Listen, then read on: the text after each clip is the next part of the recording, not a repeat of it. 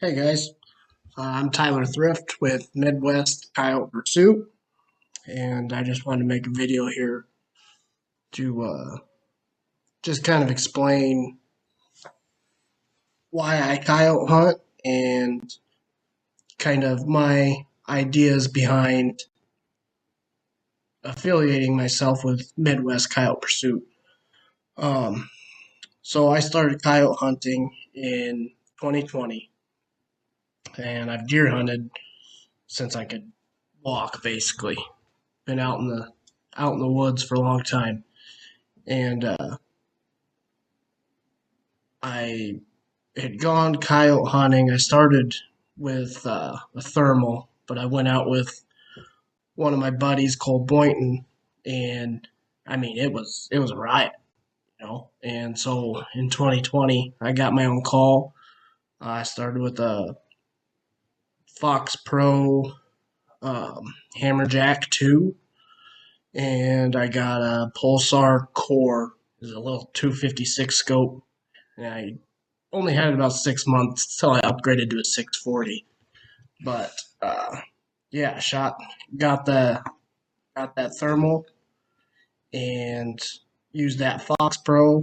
First night I went out, first stand, had a coyote about 150 yards using a 243, dumped it, and I've been hooked ever since. I mean, it's just been deer hunting has been my favorite, you know. I would say up until this point, and I'm just hooked on coyote hunting. Just love it.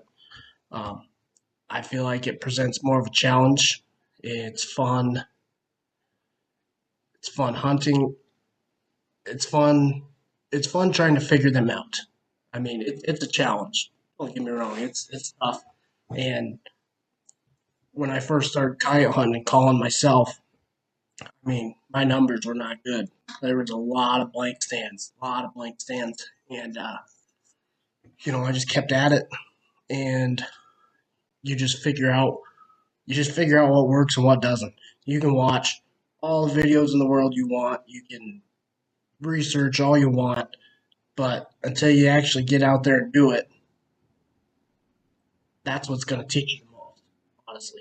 Getting out there and doing it and seeing what those coyotes do to that call you're throwing at them. But no, I just wanted to throw this out there. I am no coyote calling professional. Um, these videos that I'm a part of and that we show, and especially these ones that I'm going to try and put out as far as my sequences of calls and what I do. Um, that's just what I've learned over the years from other people, from what I've learned in the field. A podcast, the Fox Pro podcast. I mean, a lot of my stuff comes from there, doing what they say. Um, MFK sounds, those are huge in my book. Um, but I've developed my own style of calling, which basically, when it comes down to it, my style of calling is I start out uh, like soft or submissive, I would call it, and then work myself up more aggressive and as the stand progresses. And I've almost got like two styles of sequences as well. So I have the first style, which is basically all vocals, that's what I run 95% of the time.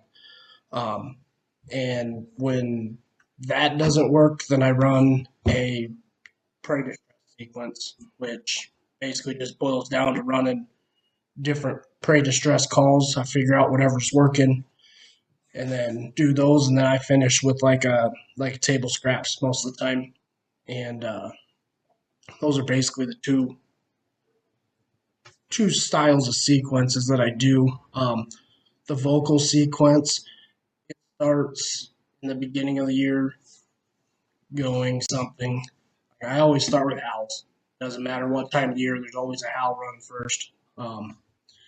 And I would say it's probably well over 50% of the time there's a coyote coming out to a howl. I mean, it's maybe not hard charging, but coming into your field of view with a howl. And so I go howls, and then like in the early season, it's going howls, and then basically you're going pup distress. That's basically the two sounds that I run in the early season. And as the season progresses, you go howls, pup distress, then you're throwing fights in, and the late season you get in there, you're going howls, you get rid of pup distress. I don't run any pup distress once we get past once we get into this December time frame where we're at the end of family bust up and we're getting ready to go into breeding season. And I'll run howls and then whimpers and then go into fights. And I'll throw whimpers in between fights and stuff too. And that's basically that. I mean, and what I'll do as the season progresses as well, like right now, this time of the year, it's January 17th right now.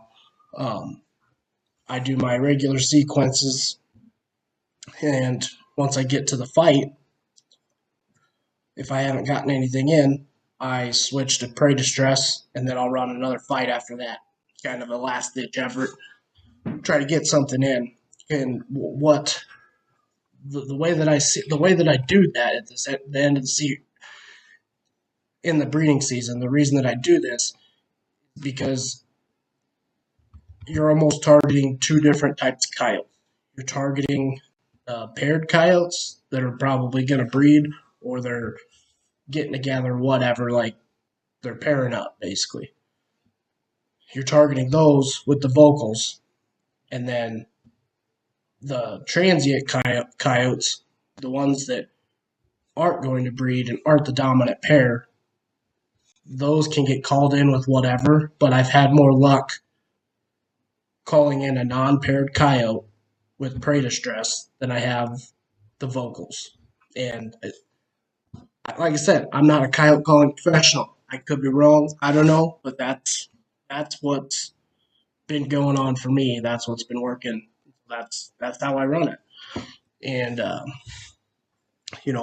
doing these videos because I want to get information out there. So when I started, there wasn't a ton of information.